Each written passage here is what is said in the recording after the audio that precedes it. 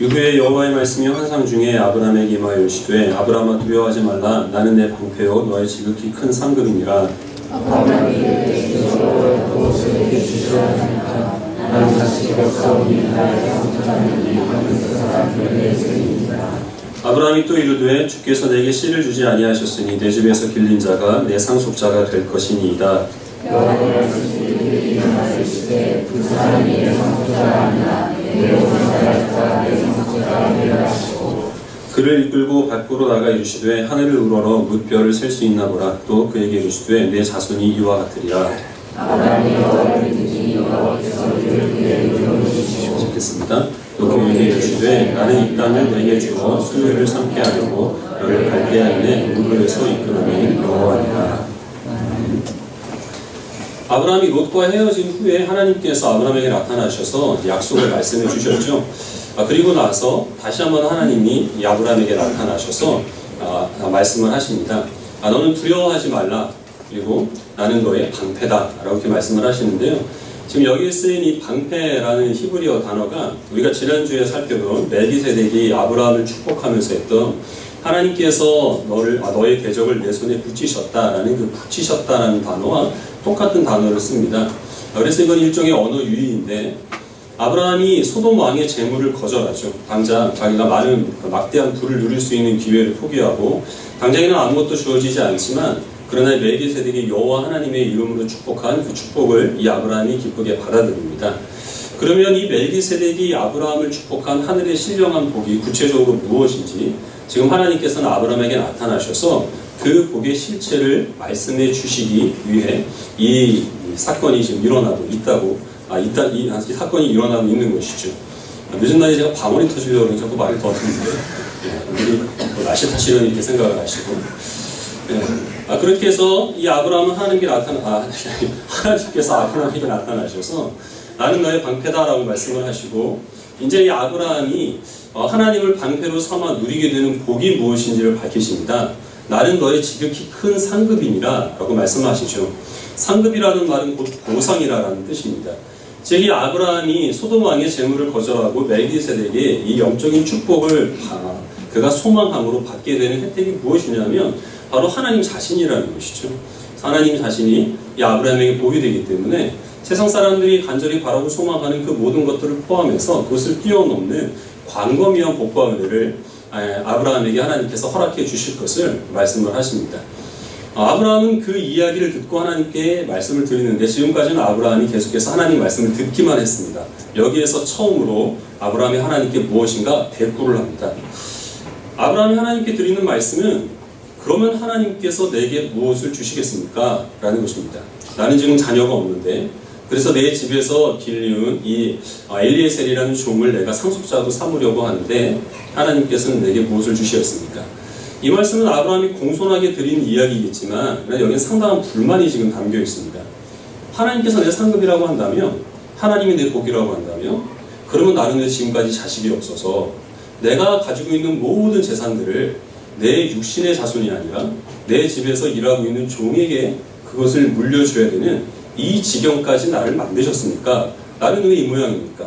하나님께서 내게 복이 되셔서 많은 것들을 나에게 허락해 주신다 해도 그러나 내게 자손이 없다고 한다면 나는 그것을 누구에게 물려줄 수 있을 것이며 그럼 그것이 내게 무슨 의미가 있습니까?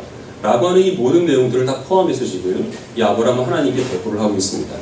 하나님께서는 이 아브라함의 말에 대해서 네 집에서 일하고 있는 종이 아니라 네 몸에서 날 그 너의 자손이 너의 상속자가 될 것이다 라고 말씀을 하시고 이후에 일어나는 그 일은 예수님께서 오시기 전까지 모든 구약 역사에 있어서 어떤 의미에서는 가장 중요한 사건이라 라고 말해도 과언이 아닌 중요한 일이 벌어지게 됩니다. 하나님께서 아브라함의 손을 이끄시고 밖으로 나갑니다. 때마침 그때는 밤이었습니다. 그래서 밤하늘에 있는 수많은 별들을 보여주시면서 너의 자손이 저 하늘에 있는 별처럼 될 것이다 라고 말씀을 하십니다. 오늘날 같았으면 이게 별로 아브라함이 크게 와닿지 않았겠죠. 요즘엔 별이 잘 안 보입니다.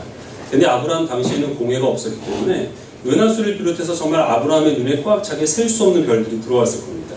너의 자손을 이렇게 셀 수 없는 많은 자손으로 큰 민족의 조상으로 너를 삼겠다 라고 말씀하셨죠. 이제 15장 16절이 중요한 구절인데요. 아브라함이 거기에서 하나님의 말씀을 믿습니다. 그리고 하나님께서는 그 아브라함의 믿음을 그의 의로 여기십니다. 이 구절을 어떻게 해석을 하느냐에 따라서 유대교와 기독교가 갈리게 되고 기독교 안에서도 여러 교파들이 나뉘게 되고 궁극적으로 우리 기독교만이 갖고 있는 고유의 신앙은 이신칭의입니다. 우리는 행위가 아니라 믿음으로 인하여서 의롭다함을 받았다. 우리는 하나님의 은혜로 구원을 받았다. 라는 것이 다른 세상의 모든 종교와 우리 기독교를 구별하는 독특성이 되는데 그것을 결정짓는 중요한 구절이 됩니다. 그럼 이제 이 구절을 우리가 어떻게 이해를 해야 할지 성경은 성경으로 해석하는 것이 가장 정확하기 때문에 이 구절을 해석한 바울의 이야기를 우리 함께 살펴보도록 하겠습니다. 로마서 4장입니다. 로마서 4장 1절부터 12절까지 한 절씩 읽겠습니다.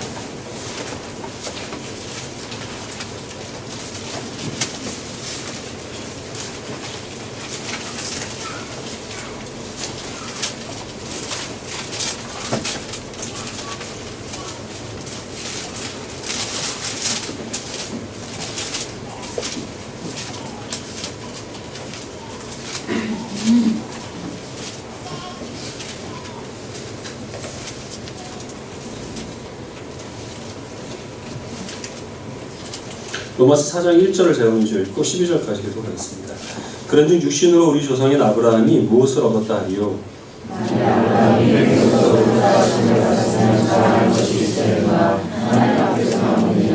성경이 무엇을 말하느냐? 아브라함이 하나님을 믿음에 그것이 그에게 의로 여겨진 바 되었느니라.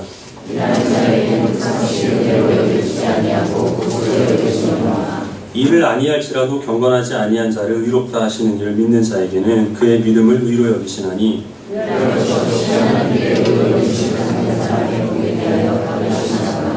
불법이 사함을 받고 죄가 가려짐을 받는 사람들은 복이 있고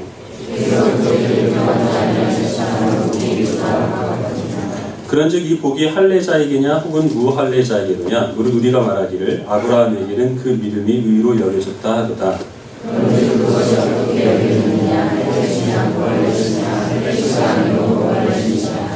그가 할례의 표를 받은 것은 무할례 시의 믿음으로 된 의를 잊은 것이니 이는 무할례자로서 믿는 모든 자의 조상이 되어 그들도 의로 여기심을 얻게 하려 하심이라. 또한 할례자의 조상이 되었나니 곧 할례를 받은 자뿐 아니라 우리 조상 아브라함이 무할례 시에 가졌던 믿음의 자취를 따르는 자들에게도 그러하니라.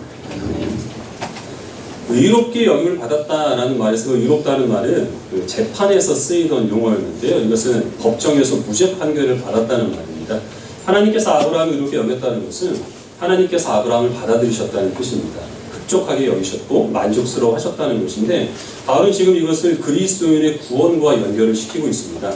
이 아브라함이 의롭게 여김을 받은 그 시점에 대해서 지적을 하고 있는데요. 아브라함이 의롭게 여김을 받은 그때가 할례를 받기 전이냐 아니면 할례를 받은 상태였냐 이제 이거죠. 근데 할례는 창세기 17장에 가서 나옵니다. 근데 아브라함이 의롭게 여김을 받은 것은 창세기 15장입니다. 그래서 아브라함은 할례를 받지 않은 상태에서 즉 율법을 지키지 않은 상태에서 하나님을 믿음으로 인하여 의롭게 여김을 받았다고 하는 것이죠. 그러면 할례나 아니면 절기와 같은 그런 율법들이 사람을 구원하는 데 있어서 결정적인 역할을 하겠느냐? 바울은 아니라는 겁니다. 지금 이 로마 교회 안에는 할례를 받은 유대인들 뿐만 아니라 할례를 받지 않은 이방인들이 많이 들어와 있는데 그럼 그들이 구원을 받기 위해서 율법이나 음식이나 아니면 절기와 같은 할례나 율법이나 절기와 같은 이런 율법들을 지켜야 되는가? 바울은 그렇지 않다는 것이죠. 아브라함이 그렇듯이 할례가 없이도 얼마든지 하나님께 의롭게 여김을 받을 수가 있다라고 하는 것이죠.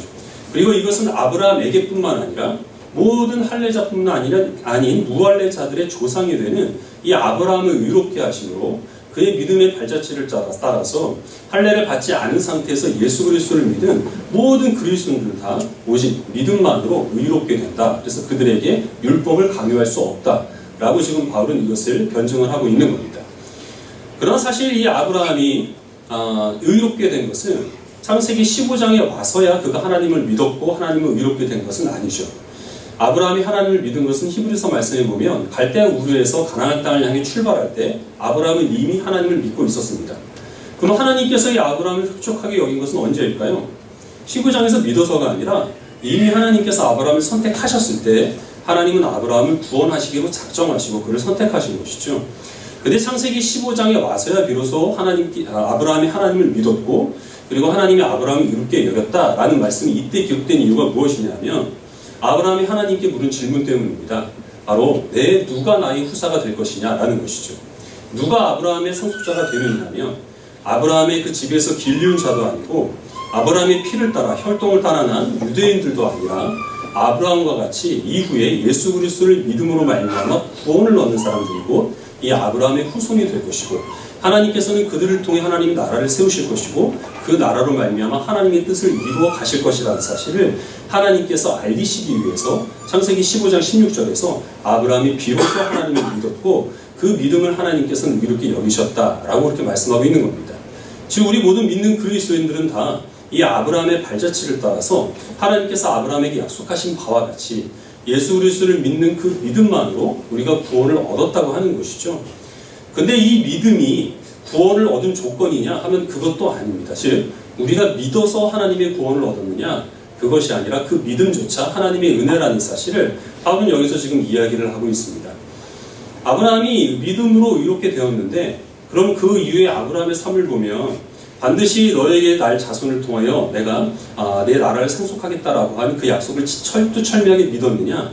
그렇지 않았습니다. 그는 사라에게서 더 이상 아이를 낳을 수 없는 어떤 가망성도 없었기 때문에 그는 하갈을 후처로 맞아들여서 이스마엘이라는 아들을 낳죠. 그래서 그 아들에게 자기의 그 유산을 상속시켜 주려고 했습니다. 그리고 더 나중에는 이전에 있었던 잘못들, 즉 자기의 그 아내를 누이라고 속여서 다른 남자에게 그 아내를 빼앗기게 되는 그런 일이 있어서 하나님의 약속이 다시 한번 무산되게 되는 그런 위기에 처하게 됩니다. 아브라함이 지금 여기에서 믿음으로 이렇게 되었다는 것은 하나님께서 의롭게 여기실 만큼 그가 충분히 하나님을 신뢰했다는 뜻이 아니라 그는 하나님을 알고 있었고 하나님의 약속을 들었고 그 약속에 대해서 힘이 하나마 기대를 갖고 있었습니다. 그럴 수밖에 없었던 이유가 더 이상 자신의 능력으로는 아이를 낳을 수 있는 그런 소망이 없었기 때문에 그는 하나님 외에는 더 이상 기댈 것이 없었기 때문이죠. 그러나 이런 희미한 믿음만으로도 하나님께서는 아브라함을 의롭다고 여겨주신 겁니다. 그래서 창세기 말씀과 로마서 말씀을 보면 중요한 것이 무엇이냐면 아브라함이 믿음으로 의롭게 되었다가 아니라 그 믿음을 보시고 하나님이 아브라함을 의롭게 여겨주셨다. 이렇게 기록되어 있다는 겁니다. 의롭게 여길 만큼 충분치는 않지만 그럼에도 불구하고 하나님께서는 그를 의롭다고 쳐주셨다는 것이죠. 이게 은혜라는 겁니다. 바울이 지금 우리가 읽은 로마서 4장에서 4절부터 8절까지 말씀을 보면 어떤 사람이 일을 해서 보수를 받으면 그거는 정당한 대가이지 은혜가 아니라는 거죠. 근데 만약에 일을 하지 않은 사람이 예를 들면 실업자나 아니면 노숙자가 또 국가에서 나오는 복지 혜택을 받게 되면 그거는 은혜가 됩니다. 근데 아브라함이 받은 그 이렇게 여기를 받았다는 것은 보수가 아니라 은혜라는 겁니다. 만약에 아브라함이 전혀 죄가 없는 상태에서 하나님께서 그를 의롭게 여기셨다면 그것은 복이 아닙니다. 당연한 일이죠. 그러나 아브라함같이 허물 많고 죄 많은 인생이 그저 하나님께 대한 희미한 기대를 갖고 있었다는 이유로 하나님께서 그를 의롭게 여겨주셨다면 그것은 은혜이요 복이 됩니다. 근데 이 복이 누구에게까지 미치느냐? 오늘날 아브라함의 자취를 따라서 예수 그리스도를 믿음으로 하나님의 백성이 된 우리들이 바로 이 복을 누리게 된다는 것이죠. 그리고 에베소서에서는 우리가 믿음으로 말미암아 구원을 얻는데 그 믿음은 하나님의 선물이라 라고 밝힘으로 이 믿음조차 하나님의 은혜라는 사실을 우리들에게 말씀하고 있습니다.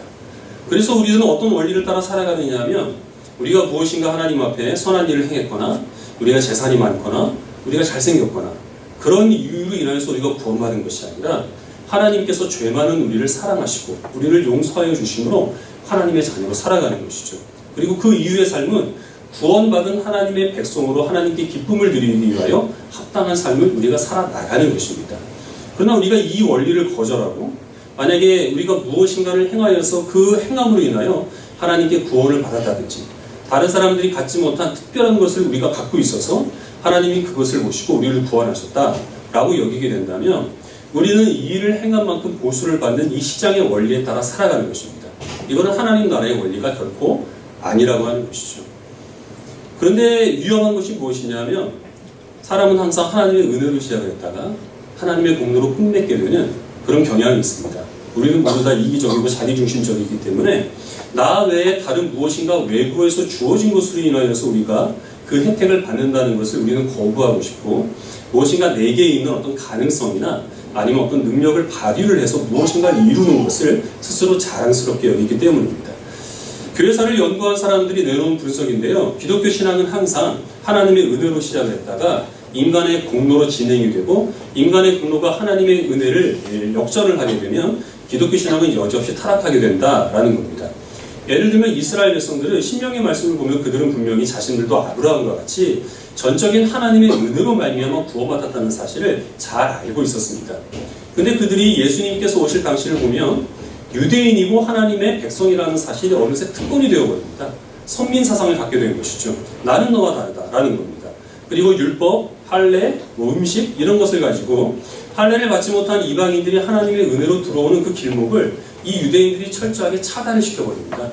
그래서 예수님께서 오셨죠. 그리고 예수님께서 그 모든 막힌 담을 다 허물어 버리시고 유대인과 이방인들이 하나가 되는 주의 몸된 교회를 이 땅 가운데 세우셨습니다. 그렇게 해서 교회 역사가 시작이 되었는데 그 교회 역사가 진행되면서 나타나는 것도 똑같습니다. 그래서 중세의 카톨릭에 가게 되면 어느새 하나님 중심의 이 기독교 신앙이 인간 중심의 인본주의 사상으로 변질되게 됩니다. 대표적인 예가 무엇입니까? 면죄부를 판매한 것이죠. 우리들은 어린아이들도 돈으로도 못 가는 하나님 나라, 오직 믿음으로 가는 나라, 하나님 나라 이렇게 찬송을 부릅니다. 근데 성당에서는 신부들이 사람이 이 천국 가기 위하여서는 면죄부를 사야 한다라고 해서 천국 가는 기차표로 마치 판매를 하듯이 그렇게 면죄부를 이 사람들에게 판매를 하기 시작을 했다는 것이죠. 그래서 종교개혁이 일어납니다. 종교개혁자들이 내세운 몇 가지 표어 가운데서 하나가 오직 은혜였습니다. 인간의 공로는 모두 다 우리가 거부를 하고 오직 은혜로 말미암아 구원을 얻는다는 이 성경의 가르침으로 우리가 다시 돌아가자 하는 그런 차원에서 종교개혁이 일어났습니다. 그리고 오늘날 약 500년의 시간이 지났습니다. 오늘날 이 땅에 세워진 많은 개신교회들 그리고 또 우리 그리스도인들의 모습을 돌아보면 우리들의 모습은 사실 많은 부분에 있어서 과거에 예수님께서 오시던 당시에 유대인의 모습으로 돌아갑니다. 우리는 선민사상이 있고 특권의식이 있습니다. 그리고 우리는 또 중세 카톨릭으로 상당 부분 돌아가버린 그런 경향을 드러냅니다. 하나님께서 무엇인가를 행하시고 거기에 대한 순종으로 우리가 하는 것이 아니라 우리가 생각하고 우리가 계획하고 우리가 일을 꾸미는 것에 대해서 하나님의 도우심을 구하는 것으로 그렇게 기독교 신앙을 잘못 이해하고 있는 사람들이 너무나 많이 있습니다. 이것은 우리 그리스도인 개개인의 신앙에서도 역시 똑같이 나타나는 현상인데요.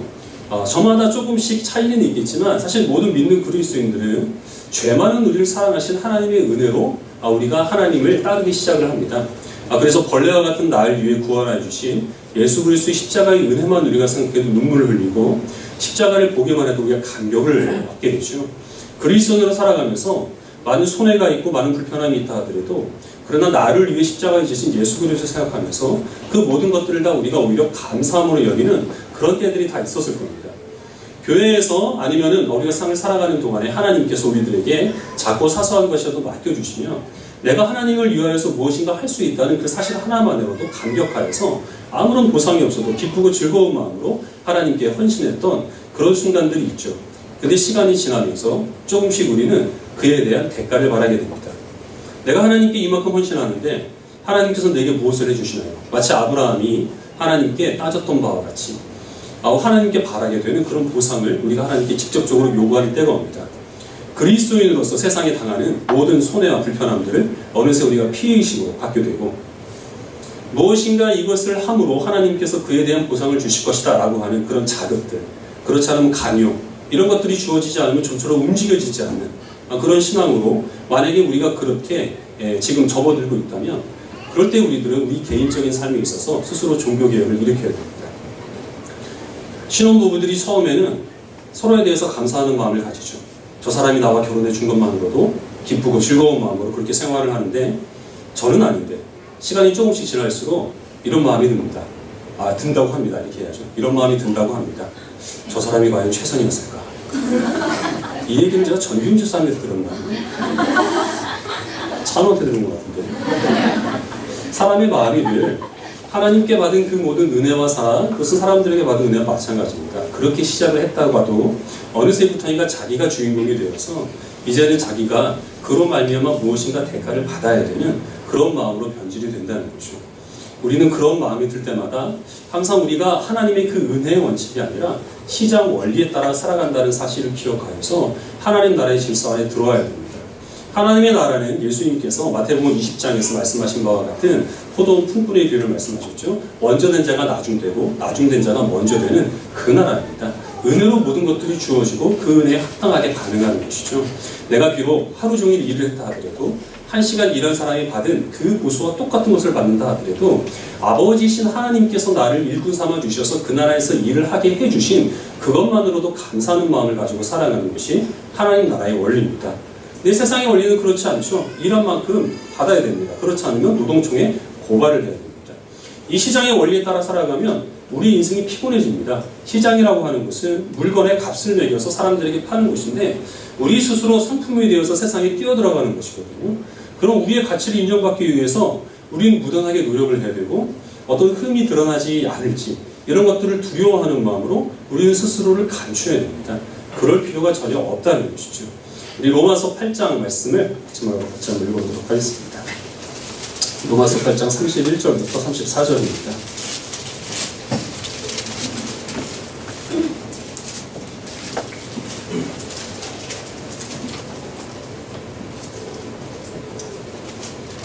로마서 8장 31절부터 34절까지 한 목소리로 함께 대절 말씀을 읽도록 하겠습니다. 31절부터 시작.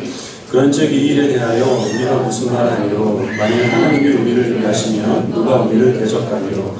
자기 아들을 아끼지 아니하시고 우리 모든 사람을 위하여 내주시니가 어찌 그 아들과 함께 모든 것을 우리에게 주시지 아니하겠느냐? 누가 능히 하나님께서 택하신 자들을 고발하리요? 의롭다 하시는 하나님이시니 누가 정죄하리요? 죽으실 뿐 아니라 다시 살아나신 이는 그리스도 예수시니 그는 하나님 우편에 계신 자요 우리를 위하여 간구하시는 자십니다. 바울이 지금 31절에서 그리스도인들에게 하는 권면의 말은 한마디로 말하면 두려워하지 말라는 말입니다. 이 두려워하지 말라는 말씀은 우리가 읽던 창세기 15장에서 하나님께서 아브라함에게 나타나실 때 처음 하신 말씀이죠. 왜 우리가 두려워할 필요가 없습니까? 하나님께서 우리를 위하시는데 누가 우리를 대적하겠느냐? 하나님께서 우리를 의롭다고 말씀하시는데 비록 여전히 우리들은 많은 흠이 있어서 사람들에게 그것들이 드러나서 부끄러움을 당할 때가 있지만 그러나 하나님이 의롭다 하시는 사람을 세상이 정죄할 수가 없다는 겁니다. 하나님께서 우리를 위하여 가장 사랑하시는 그 독생자 예수 그리스도의 생명까지 내어주셨고 그 동일한 사랑으로 우리를 위하여 풍성한 복과 은혜를 예비하여 주셨는데 우리가 무엇을 염려하거나 무엇을 걱정할 필요가 있겠느냐라고 하는 것이죠. 우리 그리스도인의 삶의 그 인생의 가치가 이 하나님께서 우리를 의롭다고 하신 이 말씀으로 결정되는 것이지 세상에 있는 그 어떤 것들도 우리의 삶 가운데 영향을 끼칠 수 없다는 사실을 바울은 그리스도인들에게 분명히 가르치고 있습니다. 요즘 날씨가 너무 더웠죠. 제가 몇 주 동안 날씨도 더운데다가 감기 걸려가지고 좀 고생을 많이 했습니다. 그리고 또 이런저런 좀 일들이 있어가지고 상당히 좀 신기가 불편한 때가 있었는데요. 방송에서 어떤 연예인이 예전에 한 말을 좀 듣게 됐는데 혹시 신화라고 여러분들이 아실지 모르겠습니다. 그 남성 가수들인데요. 그 중에 한 멤버가 이제 이런 말을 했어요. 신화가 이제 요즘은 별론데 옛날에 인기가 굉장히 많았습니다. 사생팬이라는 사람들이 있잖아요. 식음을 전폐하고 생업을 다 뒤로하고 그 연예인들을 쫓아다니는 사람들이죠. 스케줄에 맞춰서 쫓아다니고 밤새도록 숙소 앞에서 자리를 잡고 있는 그 사람들 때문에 이제 그 팀이 좀 많이 피곤했던 것 같아요. 그래서 그 멤버 중에 한 사람이 이런 말을 했습니다. 신화는 여러분들의 인생을 책임져 주지 않습니다. 물론 예전에도 들었던 말인데 제가 이제 방송에서 그 예전에 했던 그 말을 딱 들으면서 제가 신경 쓰고 있는 모든 일들이 다 저에게 하는 말처럼 느껴졌습니다. 지금 내가 신경 쓰고 있는데 저에게 이 얘기를 하는 거예요. 나는 너의 인생을 책임져 주지 않는다. 그럼 제 인생을 누가 책임져 주느냐? 저를 사랑하시고 저를 구원하시고 이 자리까지 인도하여 주신 하나님께서 저의 인생을 책임져 주시고 그 하나님께서 저를 앞으로도 계속 인도해 주실 것이고 그 하나님께서 저를 보호하시고 의롭다고 말씀하시고 하나님의 거룩한 성품에 이르기까지 저를 변화시킬 것인데 그 누가 그 어떤 사건이 저를 흔들 수가 있겠느냐라고 하는 것이죠. 우리 그리스도인들이 세상과 담쌓고 살아갈 수는 없습니다. 우리들은 신경 써야 될 부분들은 신경 써야 하고 열정을 우리가 또한 기울여야 될 부분은 분명히 있습니다. 그러나 우리는 세상과 적당한 거리를 두어야 됩니다. 왜냐하면 그 어떤 일들도 우리의 인생을 책임지거나 우리의 삶을 결정지을 수 없기 때문입니다. 그 어떤 사람도 역시 마찬가지입니다. 혹시 여러분들의 삶을 돌아보시면서 내가 구원받은 주의 백성으로서 하나님의 은혜를 붙들고 살아가는데 신경 쓰이는 것, 시험거리가 되는 것, 어떤 우리들에게 대적이 되는 그런 사람들이 있다면 그 사람들이 이 은혜의 빛에 비추어서 우리들에게 무엇이라고 얘기하고 있는지 귀를 기울여 보십시오. 아마 제가 들었던 이야기와 똑같은 말을 들을 겁니다. 그 어떤 사건도, 어떤 상황도, 어떤 힘겨운 일들도, 그 어떤 사람도 우리의 인생을 책임져 줄 수 없고 우리의 삶을 좌우할 수는 없습니다. 물론 조그마한 어떤 영향을 끼칠 수 있고 때로는 그것이 우리가 이 상을 살아가는 동안에 심각한 영향을 줄 수도 있겠지만 우리의 영혼과 우리의 영생까지 영향을 미칠 수 없다는 사실을 분명히 그들이 우리들에게 이야기를 하고 있을 겁니다. 그리고 우리가 성경을 펼치게 되면 성경 말씀은 무엇이라고 우리가 증거를 하느냐 하면 우리가 지금 읽었던 이 말씀을 들려줍니다. 우리는 하나님의 손에 붙들려 있는 사람이고 하나님께서 우리를 의롭다라고 말씀을 해주셨습니다. 우리의 어떤 처지나 환경이나 상황들 이런 것들이 결코 우리의 하나님의 자녀됨을 부인할 수 없고 해방할 수 없습니다. 우리의 인생은 하나님의 손에 붙들려 있기 때문에 하나님께서 반드시 책임지시고 약속하신 모든 뜻을 이루시기까지 하나님께서 우리와 동행하시겠다라는 말씀을 성경을 통하여서 들을 수 있는 지혜로운 백성들이 되시기를 바랍니다. 험하고 한 치 앞도 내다볼 수 없는 그런 세상을 우리가 늘 살아가지만 그런 세상 가운데서 우리가 소망을 삼을 수 있는 것, 우리에게 위안을 줄 수 있는 것은 오직 하나님께서 우리를 의롭다 하시고 그 하나님께서 여전히 우리와 동행하시며 우리를 사랑하신다는 그 말씀인 줄 믿습니다. 그 말씀에 힘을 얻고 이 세상을 이길 수 있는 그 지혜로운 성도들이 되시기를 주님의 이름으로 축원합니다. 기도하겠습니다.